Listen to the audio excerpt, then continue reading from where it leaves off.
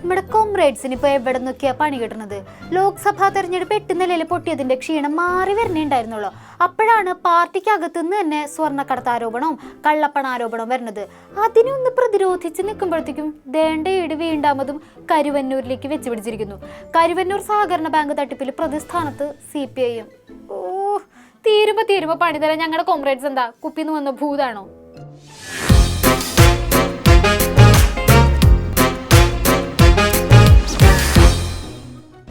ഒരിടവേളയ്ക്ക് ശേഷം വീണ്ടും കരുവന്നൂര് ചർച്ചയായിരിക്കാണ്. കരുവന്നൂരിന്ന് കേൾക്കുമ്പോഴേ ഇപ്പം നമ്മുടെ കോംറേഡ്സിന്റെ ഉള്ളിലൊരു ആന്തലാണ്. കരുവന്നൂർ സഹകരണ ബാങ്ക് തട്ടിപ്പ് കേസിൽ CPIMനെ പ്രതി ചേർത്തത് കൂടാണ്ട് ഈടി പിന്നെ എന്തൊക്കെയോ നടപടികളിലേക്ക് പോവാണ് ഇത്ര. എന്തൊരു കഷ്ടമാണ്. സ്വർണ്ണക്കടത്ത്, കള്ളപ്പണം, കൊട്ടേഷൻ സംഘങ്ങൾ, അങ്ങനെ ചെറിയ ചെറിയ ആരോപണങ്ങളല്ലേ നമ്മുടെ പാർട്ടിക്ക് നേരെയുള്ളൂ. അതിന്റെ ഇടയിൽ ഇനി സഹകരണ ബാങ്ക് കൊള്ളയും കൂടി വന്നിട്ടുണ്ടെങ്കിൽ തിരുപ്പതിയായി.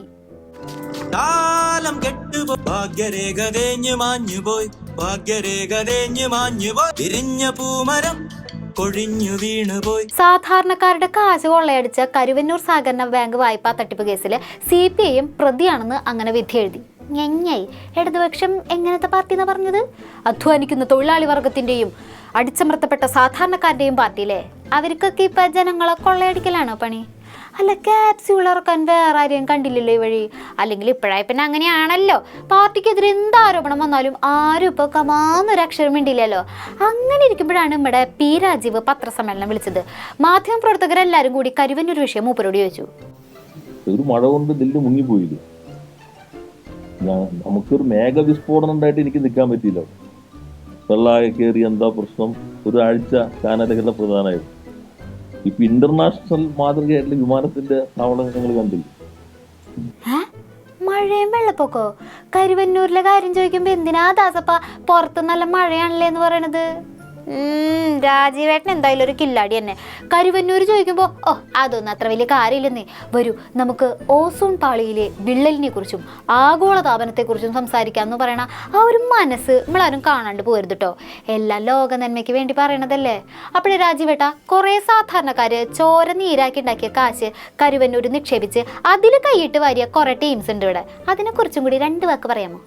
അല്ല, അത് ഞാൻ പറഞ്ഞില്ല. അത് പറയേണ്ട ആളുകൾ അവരെ സംബന്ധിച്ച് പ്രതികരിക്കും. ഇപ്പൊ ഞാൻ ഇതിനെ സംബന്ധിച്ച് ഇതാ പറയുന്നുള്ളൂ.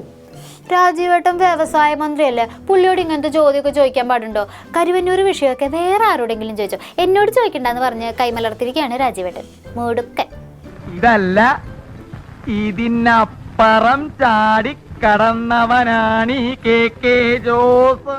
CPIMന്റെ 73.5 ലക്ഷം രൂപയടക്കം 29.5 കോടി രൂപയുടെ സ്വത്താണ് ED ഇപ്പൊ താൽക്കാലികമായിട്ട് കണ്ടുകെട്ടിയിട്ടുള്ളത്.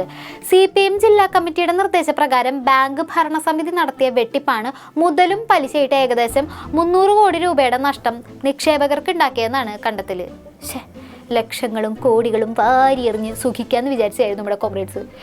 ഇപ്പൊ അവസ്ഥ കണ്ടില്ലേ, പാവങ്ങളും.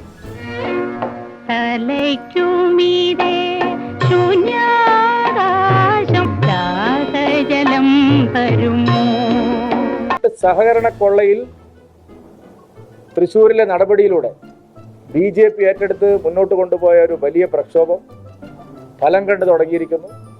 ഇനി മറ്റ് സഹകരണ ബാങ്കുകളിലും നടത്തിയിട്ടുള്ള കൊള്ളകൾ മുഴുവൻ വെളിച്ചത്ത് കൊണ്ടുവരാൻ തുടർന്നുള്ള പ്രക്ഷോഭങ്ങളും നിയമ നടപടികളുമായിട്ട് ഞങ്ങൾ മുമ്പോട്ട് പോകണമെന്ന് തന്നെയാണ് തീരുമാനിച്ചിരിക്കുന്നത്.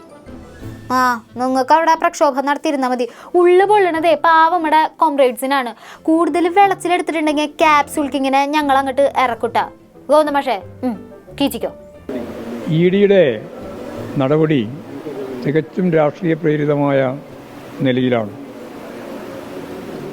മാധ്യമങ്ങൾക്ക് ആഘോഷിക്കാൻ വക നൽകുന്ന രീതിയിൽ തികച്ചും തെറ്റായ രീതിയിലുള്ള ഒരു നിലപാടാണ് ED കൈകാര്യം ചെയ്യുന്നത്. CPIM ജില്ലാ കമ്മിറ്റി നിർദ്ദേശിക്കുന്ന ബിനാമികൾക്ക് വഴിവിട്ട് വൻതുക വായ്പ അനുവദിച്ച് അതിന്റെ വിഹിതം സംഭാവനയായി പാർട്ടി സ്വീകരിക്കുന്നതിന് പ്രശ്നമില്ല. അതിൽ ED നടപടിയെടുക്കുന്നതും അത് മാധ്യമങ്ങൾ വാർത്തയാക്കുന്നതുമാണ് പ്രശ്നം. എങ്ങനെയുണ്ട് ക്യാപ്സ്യൂള്? ഗംഭീരം. ഇവിടെ വിവിധ പ്രതിപക്ഷ നേതാക്കളെയും പാർട്ടികളെയും രാഷ്ട്രീയമായ കാരണങ്ങൾ കൊണ്ട് പ്രതി ചേർക്കുന്ന നിലപാടാണ് ED സ്വീകരിച്ചുകൊണ്ടിരിക്കുന്നത് എന്ന് നമുക്ക് മുമ്പ് തന്നെ അറിയാം. ആ തരത്തിൽ ഇപ്പോൾ ED CPM-നെ തന്നെ പ്രതിയാക്കി കരുവന്നൂർ ബാങ്കുമായിട്ട് ബന്ധപ്പെട്ട തട്ടിപ്പിൽ CPIM-ന് വലിയ പങ്കുണ്ട് എന്ന് വരുത്തി തീർത്ത് ഒരു പുകമറ സൃഷ്ടിക്കാൻ വേണ്ടിയിട്ടാണ് രാഷ്ട്രീയ പ്രേരിതമായ രീതിയിൽ ഇത്തരം ഒരു നിലപാട് സ്വീകരിച്ചുകൊണ്ടിരിക്കുന്നത്. പോകുകയാണ്, മൊത്തം പോക. കരുവന്നൂർ വിഷയത്തിൽ പാർട്ടി നിഷ്കളങ്കാണ്. അതുകൊണ്ടല്ലേ കരുവന്നൂർ ബാങ്കിൽ തന്നെ പാർട്ടിക്ക് 5 രഹസ്യ അക്കൗണ്ടുകൾ ഉള്ളത്. ഓ, ഈ നിഷ്കുക്കളുടെ ഒക്കെ ഒരു കാര്യം പടന്നു. എങ്ങനെ CPM-നെതിരായിട്ട് വരാനാണ്? CPM-നെതിരായിട്ട് വരുന്നു എന്ന് അവർ പറയുകയാണ്. എന്തടിസ്ഥാനത്തിലാണ് CPM-നെതിരായിട്ട് വരിക?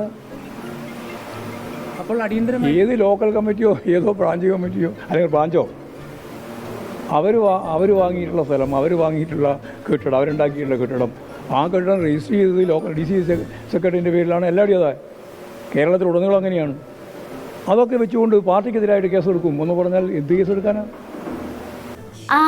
അങ്ങനെ പറയും. കുറഞ്ഞ വിലയുള്ള സ്ഥലം ഈട് വാങ്ങി അതിൻ്റെ 5ഉം 10ഉം ഇരട്ടി തുകയ്ക്കുള്ള വായ്പകൾ ബിനാമികൾക്ക് അനുവദിച്ചു. അതിൽ നിന്ന് കിട്ടുന്ന ലാഭവിഹിതം നിക്ഷേപിക്കാൻ ചെറുതായിട്ട് രഹസ്യ അക്കൗണ്ടുകൾ ഉണ്ടാക്കി. ഇതിൽ പാർട്ടിക്ക് എവിടെ പ്രശ്നം? കണ്ടോ, ഗോവിന്ദ മാഷിന്റെ തിയറികളെ വെല്ലാൻ ഇവിടെ വേറെ ആരെ കൊണ്ടും പറ്റില്ല കേട്ടാ. അവിശ്വസനീയം തന്നെ. ഇതൊക്കെ എന്ത്? ശരി, കരുവന്നൂർ വിഷയം രാഷ്ട്രീയ പ്രേരിതാണെന്ന് വിചാരിക്കേ. അപ്പൊ കണ്ണൂരിലെ മനു തോമസിന്റെ വെളിപ്പെടുത്തലോ, MV ജയരാജനെതിരെയൊക്കെ എന്താണ് ആരോപണം? സ്വർണ്ണക്കടത്ത്, കൊട്ടേഷൻ സംഘങ്ങള്, അതിൽ വല്ലതും പ്രതികരിക്കാനുണ്ടോ മാഷേ? എന്തിനാണ് പ്രതികരിക്കേണ്ടത്? അവിടെ ഏതോ ഒരു ജില്ലാ കമ്മിറ്റി മെമ്പറുമായി ബന്ധപ്പെട്ട പ്രശ്നത്തിനകത്ത് ഞങ്ങൾ സ്റ്റേറ്റ് കമ്മിറ്റീൻ്റെ ഭാഗമായിട്ട് എന്ത് പ്രതികരിക്കാനാണ്? അത് രാജ്യത്തെ പ്രശ്നമല്ലേ, കേരളത്തിലെ പ്രശ്നമല്ലല്ലോ എന്ന് പറയണ പോലെ അത് ജില്ലാ തലത്തിലെ പ്രശ്നമല്ലേ. അതുകൊണ്ട് സ്റ്റേറ്റ് കമ്മിറ്റിയിലുള്ളവർ ഒന്നും പറയണ്ട. വേറെ എന്തെങ്കിലും ടെസ്റ്റ് ചോദ്യം ഉണ്ടെങ്കിൽ ചോദിക്കൂ, മാഷ് മറുപടി പറയും. അവിടെ ജില്ലാ സെക്രട്ടറി MV ജയരാജനോട് ചോദിച്ചാൽ കാര്യങ്ങൾ മനസ്സിലാവും. പാർട്ടിയൊന്നും പ്രതിരോധത്തിലാക്കാൻ വേണ്ടി നിങ്ങൾക്ക് സാധിക്കുന്നില്ല.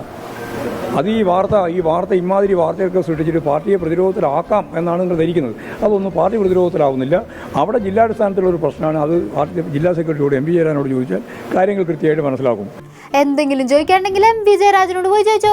നമുക്കൊന്നും അറിയാൻ പാടില്ല എന്ന് പറഞ്ഞ് കൈമലർത്തിരിക്കുകയാണ് ഗോവിന്ദ മാഷ്.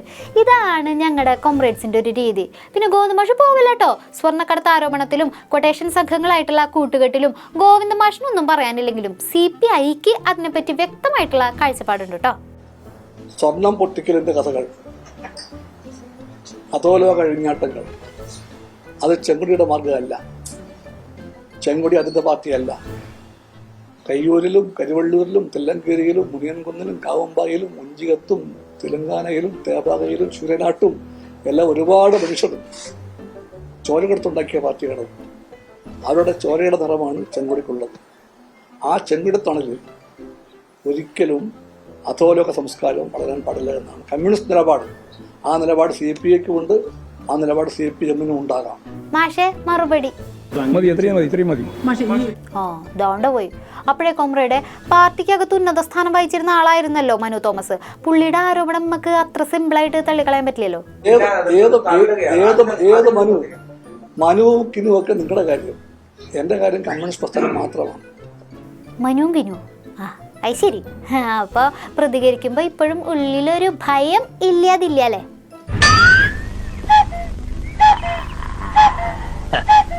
കണ്ണൂരായാലും കരുവന്നൂരായാലും പാർട്ടി ഇപ്പോൾ ആകെ വെട്ടിലായിരിക്കുകയാണ്. എല്ലാം കൂടി മൊത്തത്തിൽ കാണുമ്പോൾ പാർട്ടിയെ മറ്റുള്ളവർ വേട്ടയാടിയോ അതോ പാർട്ടി ജനങ്ങളെ വേട്ടയാടിയോ എന്ന് നമുക്ക് കൃത്യമായിട്ട് മനസ്സിലാവും.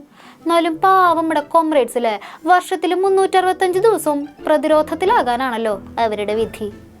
എന്നാൽ ശരി, ബാക്കി വിശേഷങ്ങളുമായി ഇനി നാളെ കാണാം. നന്ദി, നമസ്കാരം.